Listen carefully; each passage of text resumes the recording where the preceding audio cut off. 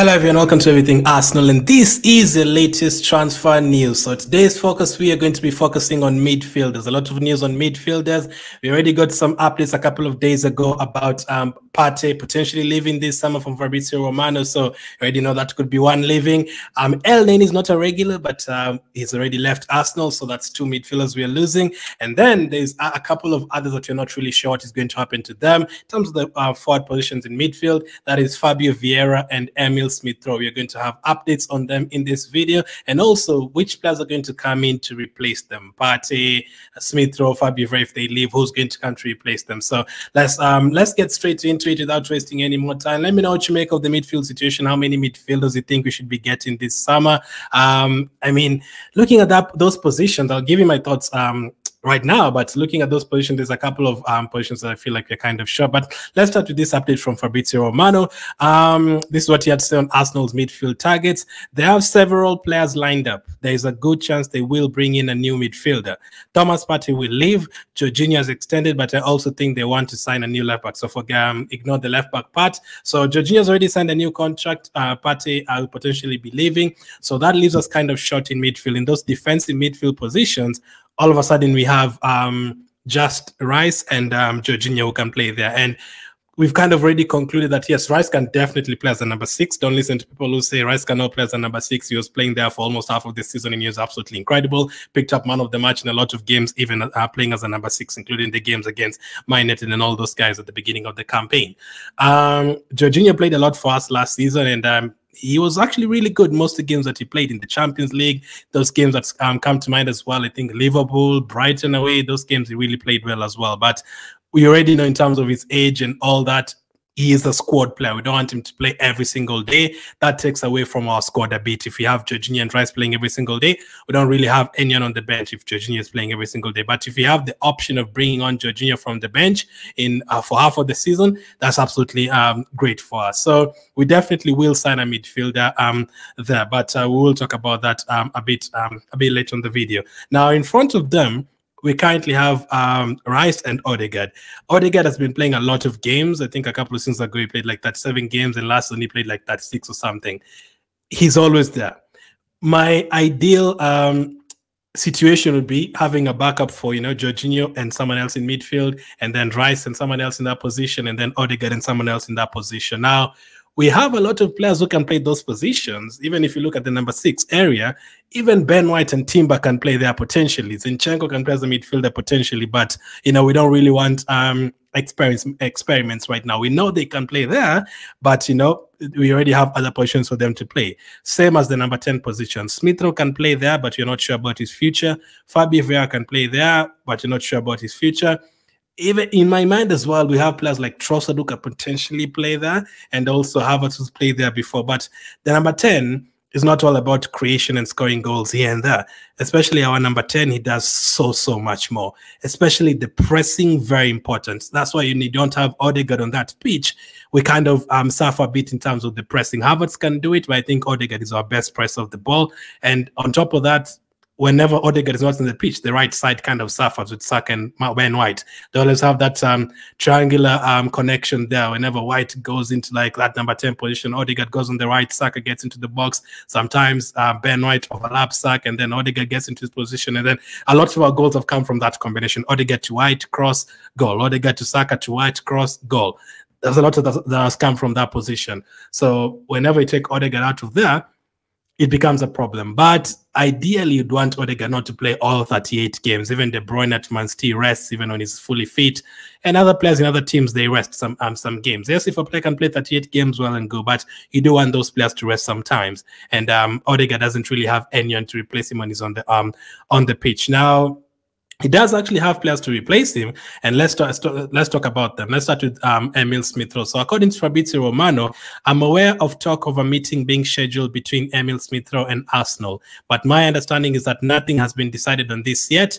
I think it's an open situation based on proposals, but at the moment I'm hearing it's a quiet situation. Let's see in the next weeks if clubs join the race. So that was according to Fabrizio Romano, and this one from Charles Worth, he had to say this: talks to decide Emil Smith-Rowe Arsenal feature are due to take place in the next couple of weeks. Player has deep affection for the club, but recognizes need for playing time. So Obviously, we know Smith Rowe, one of the reasons that he stopped playing was because of the injuries, because the 2021-22 season, he is probably one of our best players. He had 10 plus goals. He was looking sharp. He's scoring big goals. I remember him scoring against United at Old Trafford. He scored against Chelsea at Stamford Bridge. Like, he was our best player that season with Saka. Basically, him and Saka saved us. And he was actually playing ahead of Martinelli, and there was arguments of who should play, Martinelli or Smith Rowe. That time, Smith Rowe was that highly valued. But obviously, after that, he picked up a lot of injuries, and then Martinelli became a regular in the team. Trossard joined the team, and positions became limited for Smith Rowe, and the playing time became limited for him as well. But he still has a deep affection for Arsenal. There's players you look at and you're like, yeah, they can leave. There's a lot of players who had affection for Arsenal before, but for Smith Rowe, I feel like it's different. I feel like he wants still to prove something at Arsenal, maybe not as a starter. Like if Smith Rowe's the 2021-22 Smith Rowe, we can definitely use him as a backup for Martinelli, and we can definitely use him as a backup for Odegaard. If we could get the Smith Rowe from 2021, we can rest Odegaard for 5-6 games and play Smith Rowe there without having to worry. But as I said, there's a lot of things you need to do in that position if you're playing, the pressing and all that, and the passing has to be great, and the combinations with the right winger and the forward player, all of that has to be great. Like Odegaard already has a connection with Havertz. He has a very good connection with Saka. He has a very good connection with either Rice or Partey in midfield. Like Odegaard is just it's like it's played with those players for 10 plus years or something. Now, Smith Rowe, the thing I'd say about Smith Rowe, the injuries are definitely killing us and killing him as well. It's such a sad scenario because we want him to always be there and play for us. I've always said I want him to stay. Right now, I'm not 100% sure if we could keep him. If we could stay fit, I'd probably keep him out of all the players that we want to sell. But you have to promise to be, take your chances. I feel like he has taken his chances a few times when he's played. I think against Sheffield at home, he got an assist for Nketiah. The last game when he came on against Everton, he looked good. He hit the post. And there's another game against Luton that he started as well. He looked better than the likes of Nelson in that particular game. Now, I'd want him to stay, but again, depends on if a good offer comes in. Are we going to replace him? Could potentially happen, but ideally I'd probably prefer to keep him and tell him, listen, you're going to help out Odegaard next season. Those cup games and all that, you're going to be playing in that position. And some games, since you're very versatile, some games you can even play as a number 8, and some games you can play on the left wing. And maybe even if you get a left winger, just focus on the midfield positions. Let's get the Smith Rowe in midfield trend going. Number 8 and number 10 positions, we can rotate there. Sometimes you can help out Odegaard. If games you're needing a lot of creativity, you can help out Odegaard. Both of you play behind the number the striker, the number 9. So it's going to be tough to see what happens. But would you guys sell Smith Rowe? And if you sell him, how much would you try and get for him? And out of all those players you're trying to sell, would he be at the top of your list to sell him, or do you just literally want to keep him? For me, I'm still leaning towards keeping him because I prefer him to the other players. But let's speaking of the other players, let's talk about one of them, Fabio Vieira. According to The Athletic, Mikel Arteta is considering selling 35 million midfielder Fabio Vieira this summer after becoming concerned at his performance in Arsenal training sessions. Now, that is a concern. That is a concern. Now, if you haven't checked out my reaction to my predictions from the beginning of the season, the Arsenal predictions, I did actually predict Fabio Vieira to be the surprise of the season for us. Now, at the beginning of the season, it was looking like, I could be right because he had a very good performance when he came off the bench against Man United, got an assist for Jesus. He played against Fulham. I think he came off the bench and made a great impact. Him and Ket in that game got us to 2-1 ahead. And then obviously at the end, we considered it became 2-2. The game against Everton, he played really well away from home. And it was looking like, yeah, Fabio Vieira has arrived. And on top of that, the preseason he had against Barcelona and all those guys, he scored the winning penalty against Man City in the Community Shield. There's another penalty he took, I think it was against, was it Burnley or someone in the league? Burnley or Sheffield, or one of them, I think Sheffield. And, I was like, yeah, this guy's arrived. People are actually saying, playing next to Odegaard, maybe rest Odegaard, play Fabio Vieira. But then he got the red card, I think, against Wolves, and then he also got injured and he was out for 2-3 months. We didn't see him again. And when he came back, he literally did not even, I think he came on maybe twice out of the time since he came back, I think in February or something. Literally, you would bring everyone else from the bench, but Fabio Vieira never came on, whether it was a dead rubber game, whether it was, against Sheffield and you're 6-0 up. There's some games where we are bringing in Cedric and Elneny and Fabio would not come on. So that is a concern. And it looks like it's more about his training than his ability, and when it becomes like you're not training well, then that becomes a problem, because you're not going to play in the team if you're not training well. As I said, if you're going to play the number 10 position, you want to be pressing and pressing and pressing and always asking for the ball, getting on the ball, trying to make things happen. Or they get created 102, 104 chances last season. Fabio Vieira can create chances. I'm sure he can create chances. I don't think he's lost that touch since moving from FC Porto a year or two ago. I don't think he's, completely lost that. But in terms of the pressing and all the energy and the work rate, does he really have it? That becomes a problem, because he doesn't even get picked at all. Doesn't even come on. We bring on Ketty, we bring on Nelson, we bring on Smith-Rowe sometimes, we bring on Cedric, Elneny, Trossard, Martinelli, Jesus, but he never comes on. So that is a worry. And for 35 million, it was looking like a good buy at that time. We signed him very early in the transfer window, looked like we really wanted him that transfer window, got the deal done quickly. Didn't take a lot of time. He literally just got it done very quickly, and that was it. He was an Arsenal player. We didn't even hear rumors about it. It was just like Fabio Vieira is traveling to England, to London, to complete his move to Arsenal. That was a very, very quick move. But since then, it hasn't really worked out. And should you go to a third season? I'm usually patient. I usually give players one season. The first season and the second season, I want to see more. But now we are approaching the third season with Fabio Vieira. And if it's training problems, then you have to think that, yeah, I probably wouldn't want him. If it's the training problem and not showing enough work rate and all that, we probably might not see him next. So now I don't think we'll keep both Fabio Vieira and Smith-Rowe. There's a chance they could both leave, but I feel like at least one of them is going to remain. And if you're to ask me right now which one I'd want to stay, I'd probably say Smith-Rowe, despite the injuries. Fabio Vieira has also had injuries, but maybe you guys have a different opinion, but let me know what you make of that. We'll definitely cover more of them the next couple of weeks. They will just before the transfer window opens and during it, because there's going to be a lot of movements. Now, one player that we are linked to that can play as a number 6, as a number 8 is Bruno Guimaraes. And according to SR Collins, Arsenal and Man City are keen on signing Bruno Guimaraes. Arsenal and Man City are keen on signing Rice. Arsenal and Man City were targeting Paqueta. I don't think we were targeting Paqueta that much, but we had rumors that we wanted him here and there. And I always still say if Man City got Declan Rice, it would have been solver for all of us a long time ago. They've totaled 100 points or something. Now, we are linked to Bruno Guimaraes.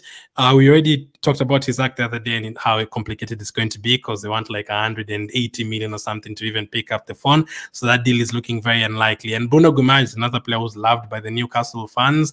And it would be so hard to do a deal, but it would be around 100 million. And according to reports, Bruno Guimaraes' 100 million release clause is valid until June 24th. The release clause can be paid in 3 installments. Now, could that be a difference? Paying the 100 million right away could be hard, especially because we paid 100 million last summer, we paid 65 million last summer. It would be pretty hard to pay that kind of money again right away. At once 100 million, but in 3 installments, that could work out. If you pay 40 million up front and then over the next 2 seasons, you pay 15 million at the beginning of the season, 15 million at the end, 15 million at the beginning of the next, and 15 million at the end. That is it. You've paid 40, 15, 15, 15, 15, and that's 100 million. And, you've paid it within 3 years. That's absolutely, that's manageable. But it depends on how much they really want him at Arsenal. We definitely need midfielders, and depends if they feel like he's worth that money. It also depends if Newcastle will be happy with that, or they would change a few things on the deal and, maybe remove the release clause or something like that. And it depends if Bruno Guimaraes wants to leave Newcastle and if he wants to join Arsenal as well. So there's a lot of things that could happen there. He might want to join us because of the Brazilians in the team. We have a lot of Brazilians, Jesus, Martinelli, Gabriel, Edu, and all those guys. So he might want to join us. They're also not in a European competition now since Man United won the FA Cup. So that could also help us if he wants to play European competition. But we'll break down more on Bruno Guimaraes. I think is a good player. I wouldn't say the best midfielder in the world or anything like that. No, I think he would do the job for us. But the one thing is discipline as well. I usually look at discipline, and that's why whenever people say they want Palhinha, I'm like, yeah, he's good, but the yellow cards every game and all that. Yes, I know for their position sometimes, but the kind of yellow cards you pick up, discipline, you don't want, I feel like it's kind of a Xhaka 3 years ago. Like, it can pick up a red card anytime and you could be in trouble. But in terms of quality, as the quality has caused some goals. I mean, I can put his stats on screen right now. From last season, this was from Scoker. He won the most fouls. 108. He won the most duels, 285. He won the most possession, 236 times, most high turnovers, 40, and on top of that, he got 7 goals and 8 assists. So that's a very good return. If you add those numbers to the Rice numbers and to the Odegaard numbers, all of a sudden you're looking at a very, very incredible midfield, and then you have the options of bringing in the likes of Jorginho from the bench. All of a sudden you have an incredible team in that midfield. And he can also stay fit, and that's another thing I love about him, but the discipline is the only concern. But listen, if Bruno Guimaraes was around like 65, 70 million, I would take him right away. And remember, it's not the first time you're linked to him. We are linked to him when he was at Lyon, but I don't know what happened to that, and he ended up joining Newcastle. I think you also linked to him before he even joined Lyon. I've had his name for 2-3 years, maybe even 4 years. So it's going to be interesting, man. It's going to be interesting to see how we change up our midfield. A lot to do in that midfield. And remember, we're still going to sign a striker. The next video will be about that. We're also looking at potentially a left back. Fans are looking at wingers. I think it's going to be a very busy transfer window, and all the players that could potentially leave. Lokonga, speaking of midfield, Lokonga is back at Arsenal right now, and I think he was told to look for a different team. He talked about him in the previous video. Would you keep Lokonga to have a different option in midfield? Again, how many midfielders would you sign? Do you think Rice, Jorginho, and let's say Bruno Guimaraes would be enough, plus Odegaard and maybe a Smith Rowe, Fabio, and who would you keep between them? But that's the latest in terms of midfield, and let me know what you make about all that. Thank you for watching, and I'll catch up with you guys on the next